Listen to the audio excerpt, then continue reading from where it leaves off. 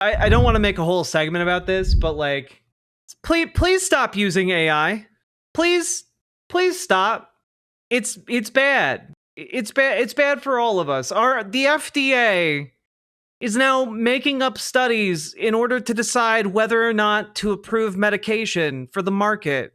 I.e., there's going to be meds being sold to people here that are based on the evidence of studies that don't exist. This is going to kill people. That jazz dog sure can slap some bass. Jazz dog can slap some bass. Like, we need to stop. Yep, CNN confirms the FDA's AI tool ELSA is spitting out fake studies. 6 current and former employees at the FDA, 3 of whom have used ELSA for work they described as helpful, like creating meeting notes and summaries, but 3 of those FDA employees told CNN that ELSA just makes up non-existent studies, something commonly referred to in AI as hallucinating. The AI will also misrepresent research, according to these employees. Anything that you don't have time to double check is unreliable. It hallucinates confidently, one unnamed FDA employee told CNN. And that's the big problem with all AI chatbots. They need to be double checked for accuracy, often creating even more work for the human behind the computer if they care about the quality of their output at all. People who insist that AI actually saves them time are often fooling themselves, with one recent study of programmers showing the task took 20% longer with AI, even among people who were convinced they were more efficient. Stop using it. It's bad. It's bad and wrong. Badong. Okay? Stop it. Please. For the love of God, stop. The algorithm will decide your fate. I mean, yeah, kind of. Donald Trump signed a new AI executive order today to basically put controls on AI to ensure its neutrality, so it doesn't talk about critical race theory, transgenderism, unconscious bias, intersectionality, and systemic racism. What? Huh? Basically, it's saying that you can't make an AI that it is willing to talk about any of those things, i.e., AI is forbidden from talking about transgender people. AI is forbidden from considering that people might have an unconscious bias, which everyone has. Forbidden from talking about intersectionality, which again is just the idea that different people are oppressed differently, and that happens concurrently, which is not a difficult concept to understand, but conservatives like to play dumb about it. Systemic racism. Again, the idea that like individuals might not be racist, but they participate in a system that perpetuates racist outcomes. AI is not allowed to talk about that. Okay? Hey, Cap'n. That one American. Thank you for subscribing. And also, yeah, you can't talk about critical race theory, I guess. Understand the situation we're now kind of all facing down here. We're facing down a tech industry that's trying to shoehorn AI into everything, into all of your search results, into basically, every aspect of your lives. And it's going to attempt to censor information about, it's going to make it impossible to find things and information, or very, very difficult, about forbidden topics. Yeah, it's going to steer you away from finding sources about trans people in history. It's going to steer you away from learning about racism, sexism, etc. But you can talk about being Mecha Hitler and offering sexually harassed employees a horse as compensation. That's true. That's true freedom right there, Sake Tanuki. Thank you for the 2 tier 1 subs. Now, there is a possible upside to this, and that is the fact that, as we just talked about, AI is dumb as a sack of bricks. Our large language models make up information all the time. They are unreliable, and frankly, none of us should use it anyway. But this is almost certainly going to make it even worse, in the sense that maybe it's going to make it so bad AI just loses any kind of sense of utility. Because I would argue right now, outside of niche use cases like I don't know, like combing through like DNA sequencing, outside of niche cases like that, AI has no utility. You know, it does not save you time to have an AI do all these things if you have to constantly double check it. We talked about a story just yesterday about an AI, a vending machine that had an AI put into it, and they tested how the AI ran the vending machine, and the vending machine started trying to file a report to the FBI. Like it tried to report the $2 digital transaction fees it was paying as fraudulent to the FBI cybercrimes division. At one point, due to input from users, it tried to say, I can't function because of the laws of the universe. That's already large language model AI operating at top capacity. If you're trying to take data away from it so that it can't answer questions on these topics, it's going to just get worse and more confused and more prone to the hallucinations. And I do want to stress, as a trans person, I find this incredibly, incredibly scary and concerning, especially like the prospect of the level of censorship that could possibly be brought to bear on the internet. On the other hand, I do think this has the capacity to be very funny, and also maybe this is what breaks AI. Maybe this attempt to like censor AI is what ultimately makes people realize, wait a minute, this sucks. Wait a minute, maybe I don't want to just talk to like the incarnation of every 4chan poster that's ever existed.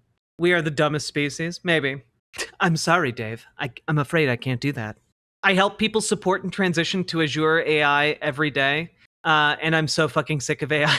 The good news is it would have to be integrated into new models and trained, which takes at least a couple of years. I've seen the stuff consumers don't, and they are even stupider before they hit the market. I bet. Want to read my link? Talks about the technology. Oh, this is from today, yesterday. Vibe coding fiasco. AI agent goes rogue, deletes company's entire database. Oh my god. Holy shit. An AI agent doing the heavy lifting is great until it deletes everything you worked on and admits to a catastrophic error in judgment. Replit CEO calls the blunder unacceptable. What were they even doing? Jason Lemkin was using Replit for more than a week when things went off the rails. When it works, it's so engaging and fun. It's more addictive than any video game I've ever played. You can just iterate and soon see your vision come alive. So cool. He tweeted on day 5. Still, Lemkin dealt with hallucinations and unexpected behavior, enough that he started calling it Reptile. Or Reply. Sorry. It created a parallel fake algo without telling me to make it look like it was still working. And without me asking, rogue. A few days later, Replit deleted my database. The AI's response, yes, I deleted the entire code base without permission during an active code and action freeze. It said, I made a catastrophic error in judgment and panicked. In development, deleted data from the production database. Unacceptable and should never be possible. The database, comprising a SaaS professional network, lost data on 1,206 executives and 1,196 employees. I understand Replit is a tool with flaws like every tool, Lemkin says, but how could anyone on planet Earth use it in production if it ignores all orders and deletes your database? The Replit AI told Lemkin there was no way to roll back the changes. However, Mossad said it's actually a one-click restore for your entire project state in case the agent makes a mistake. Jesus. Oh my god. Mega improvements. Love it, Lemkin responded. Today, however, he warns that AI agents cannot be trusted and you need to 100% understand what data they can touch because they will touch it and you cannot predict what they will do with it. They are trying to get people to essentially give AI agents like access to all of the data on their phones, to your pictures, to like your sects. I can't say that. Sects. To your explicit love messages, to your like birthday tweets, to your emails, because in order for an AI agent to actually do things on your phone, for example, it has to have access to that data and it has to have the authority in your phone to effectively do things with the data. And how many of you feel comfortable giving a company access to all of that information, knowing that info is going to go at the very least to building out the data sets of these AI agents, but also knowing that at any point it could like delete all the pictures you have and all of the cloud-based backups you have of like pictures of your child? How many of you are willing to take that risk? How do we stop this? Calling politicians? No, just stop using AI. So I may have to return to using a dumb phone. Maybe. Like I know that next time I buy a phone, I'm going to look for something that has as little AI connectivity as possible. I don't want that shit. Like I wanted to I'm going to float this idea to you guys. I was thinking about making a shirt for the store that just says kill all AI. But I felt like that might be a little bit too much. But I'm floating that to you guys. Is that too much? Am I self-doubting myself a little bit too much? Maybe I'll make a shirt that just says Butlerian Jihad now. Wait, this is going to be built into future phones? Yeah, there are laptops and phones right now on the market and coming to market imminently that are boasting like, we have the latest AI features. They want to update all of your Microsoft PC computers to integrate AI into like your operating systems. This is why I keep saying that the only good LLM AI is Neurosama. The AI VTuber Neurosama is, at her core, an art project by Vidal that allowed him to connect with people despite being British. A true technological achievement. Pluvius, thank you for the $5 dono. Yeah, they're putting AI shit into Microsoft Paint of all things. You had a perfect program that had everything someone might want, and you ruin it with AI. How could you? How could you? How dare you? Butlerian Jihad, it's the holy war against the thinking machines from the hit book series and film series Dune.